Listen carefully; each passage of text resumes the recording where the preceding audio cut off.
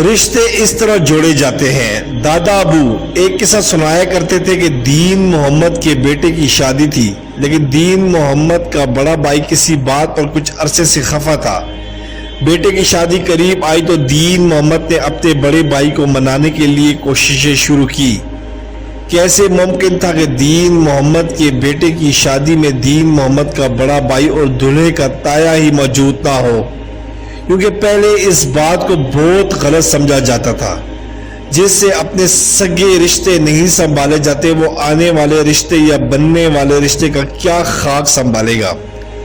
آج کل تو خیر ہم لوگ ماڈرن ہو چکے ہیں، اب تو باپ کے بنا بیٹے کی اور ماں کے بنا بیٹی کی بھی شادی ہو جاتی ہے، تو پھر باقی رشتے کس کھیت کی مولی ہیں؟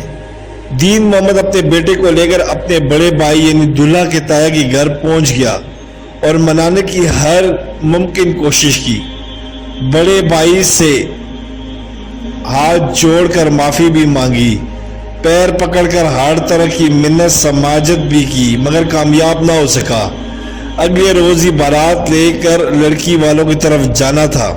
جب بڑا بھائی جانے کے لیے تیار نہ ہوا تو دین محمد نے اپنے بیٹے یعنی دلہے کو بڑے بھائی کے گھر کے باہر ایک دیوار کے ساتھ بٹھا دیا اور بڑے بھائی سے یہ کہتے ہوئے واپس پلٹ گیا کہ صبح 9 بجے بارات کا وقت مقرر ہے اور آپ کے بنا بارات لے کر نہ میں جا سکتا ہوں، نہ ہی آپ کا بھتیجا اپنے تایا کے بغیر بارات لے کر جانے پر رضامند ہوگا۔ فیصلہ اب آپ کے ہاتھ میں ہے۔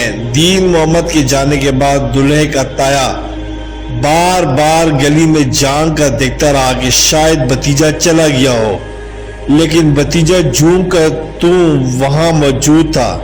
رات کے 3 بجے دلہے کے تایا نے اپنے کپڑے بدلے اور اپنا حقہ ہاتھ میں لے کر گلی میں پہنچا، اپنے بھتیجے کا ہاتھ پکڑ کر کہا، چل یار چلتے ہیں، تیرا باپ تو ویسے بھی پاگل ہے۔ تایا اور بھتیجا شادی والے گھر پہنچے تو سب نے استقبال کیا اور دین محمد نے پوچھا کہ بھائی جان آ گئے آپ؟ جواب ملا، کیسے نہ آتا، لڑکی والے کیا سوچتے کہ دلہے کا تایا بارات میں کیوں نہیں آیا، اور ایسے ہی خاندان کی بدنامی ہوتی، اور اوپر سے تم دلہے کو گلی میں بٹھا کر چلے گئے تھے۔ یوں ہنسی خوشی یہ شادی اپنے اختتام کو پہنچی۔ رشتے اس طرح جوڑے جاتے تھے، یہ مقام ہوتا ہے رشتہ داروں کا۔ مگر خیر چھوڑے، ہم تو ماڈرن ہیں، باشعور ہیں، تعلیم یافتہ ہیں، وہ تو پرانے لوگ تھے، وہ تو جاہل تھے، وہ تو ان پڑھ تھے نا۔ سبسکرائب کریں، لائک کریں اور بیل آئیکن پہ کلک کریں تاکہ آپ کو اس طرح ہی پیاری اچھی اسلامی ویڈیو ملتی رہے۔